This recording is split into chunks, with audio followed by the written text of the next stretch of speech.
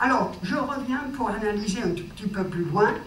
Dieu permet, oui, vous pouvez voir, pas trop bien, n'est-ce pas, à cause de la lumière, vous voyez à peu près, est-ce qu'on pourrait tirer le rideau, n'est-ce pas, parce que ça va noircir un petit peu, merci Christian. Dieu permet que certains entendent l'évangile et d'autres non. Et là, c'est un problème que je ne peux pas expliquer.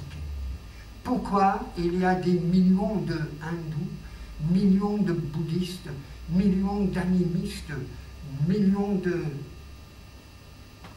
musulmans qui n'entendent pas l'évangile? Mais c'est Dieu qui a fait ça. Il a permis que je l'entende, il a permis que vous l'entendiez.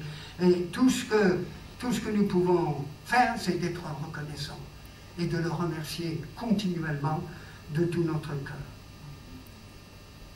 Ainsi, j'ai mis cette phrase de l'Évangile, il a beaucoup d'appelés, peu d'élus. C'est-à-dire, il y a beaucoup de gens qui entendent l'Évangile, ils sont appelés, mais finalement, il y en a qui n'arrivent pas au salut. Je pense que cet appel-là, dont il est question, il y a beaucoup d'appelés, j'ai marqué là, je crois, oui, vous pouvez le voir, pas très bien peut-être, un appel général. En entendant l'Évangile, il y a une réaction dans le cœur de l'homme. Il y en a qui ne s'intéressent pas, d'autres qui s'intéressent. C'est comme un peu une acceptation ou un refus. Si on a accepté, si on s'intéresse à ce message de l'Évangile, alors il y a quelque chose qui se passe dans notre cœur en rapport avec le péché. On devient convaincu de son péché. Et ça peut nous amener à la repentance, le regret. Ah, et je vais changer de vie. Et alors, je me prépare, ou le Saint-Esprit me prépare pour autre chose, ce que les calvinistes purs et durs appellent l'appel efficace, ou l'appel irrésistible. Et on ne peut pas dire non. Et c'est là où Dieu nous vint. J'ai mis ça, n'est-ce pas, là, je vais le soulever un petit peu.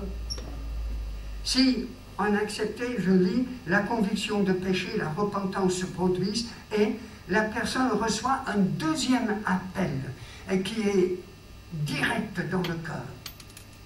Et on ne peut pas faire autre chose que dire, oui Seigneur, je viens. Et ça, c'est ce que j'appelle l'appel irrésistible.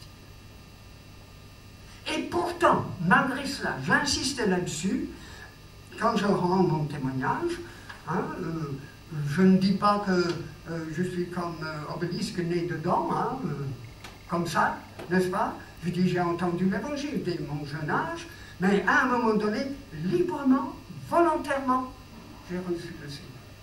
Mais s'il n'avait pas appelé, avec cet appel efficace, irrésistible, il en est question dans la parole. Paul écrit aux Romains, à vous les appeler. Dieu appelle. Et c'est merveilleux. Le grand sujet de la prédestination, c'est en Romains, chapitre 8. Et alors, il est question de l'appel. Là-dedans, je vais trouver le verset. Nous savons du reste que toutes choses concourent au bien de ceux qui aiment Dieu, de ceux qui sont appelés selon son dessein. Car ceux qu'il a connus d'avance, il les a aussi prédestinés à être semblables à l'image de son Fils, semblables à Jésus. C'est là la prédestination. Afin que lui, le Fils, soit le premier-né d'un grand nombre de frères. Et ceux qu'il a prédestinés, il les a aussi appelés. Et je me dis quelquefois, si jamais, dans le ciel, je rencontrais un ange, il ne sera pas là un très bon ange, à me dire, pourquoi tu es ici? Qu'est-ce qui t'a donné le droit d'entrer ici? Tu es un pécheur. Ici, c'est un lieu saint. Eh bien, qu'est-ce que je répondrai? Je dirai à l'ange, j'ai été appelé. Dieu m'a appelé. Et c'était un appel irrésistible. Et s'il m'a appelé, j'ai obéi. J'ai répondu. Et c'est pour ça que je suis ici. Et alors l'ange, il aura, comme on dit, pour le film de Joséphine, la bouche fermée. Il ne pourrait pas répondre, parce que Dieu nous a. Et ça nous donne une assurance du salut qui est incroyable. Et ça nous aide aussi pour l'évangélisation. Quand Dieu nous a envoyés à Arras, et c'était vraiment un appel de Dieu pour aller à Arras, on a dit, si Dieu m'envoie ici, c'est parce qu'il y a des prédestinés. Je ne les connais pas. Je vais les chercher. Comment? En annonçant l'évangile. Et il y a quelques-uns qui ont répondu à l'évangile, et d'autres, il en aura, je pense, par la suite. Et puis d'autres églises évangéliques qui sont venues ensuite, ils ont aussi annoncé l'évangile. Ils ont trouvé aussi quelques prédestinés. Et quand on sait qu'on a été prédestiné, eh bien, ça donne une assurance folle. On est fiers de notre Seigneur Jésus.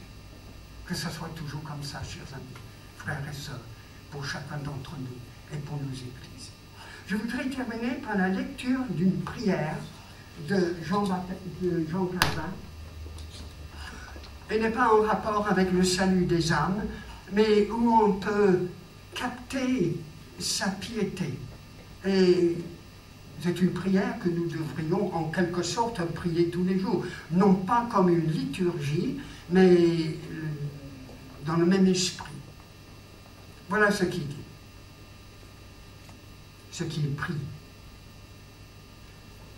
Mon Dieu, mon Père et mon Sauveur, puisqu'il t'a plu de me conserver par ta grâce pendant la nuit qui vient de finir et jusqu'au jour qui commence, fais que je l'emploie tout entier à ton service et que je ne pense, ne dise et ne fasse rien qui ne soit pour te plaire et obéir à ta sainte volonté, afin que toutes mes actions se rapportent à la gloire de ton nom et au salut de mes frères.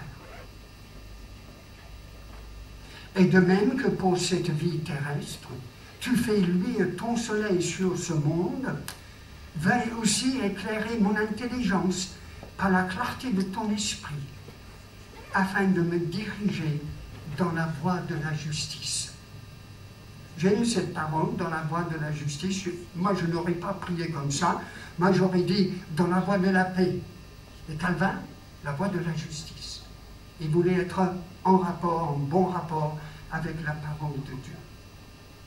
Ainsi, ô mon Dieu, à quelque chose que je m'applique, que mon but soit toujours de te servir et de t'honorer, attendant tout mon bien de ta seule bénédiction, et n'entreprenant rien qui ne te soit pas agréable. Fais aussi, Seigneur, que tout en travaillant pour mon corps et pour la vie présente, j'élève mon âme plus haut, jusqu'à cette vie céleste et bienheureuse que tu réserves à tes enfants. Amen. Et nous disons aussi Amen à cela.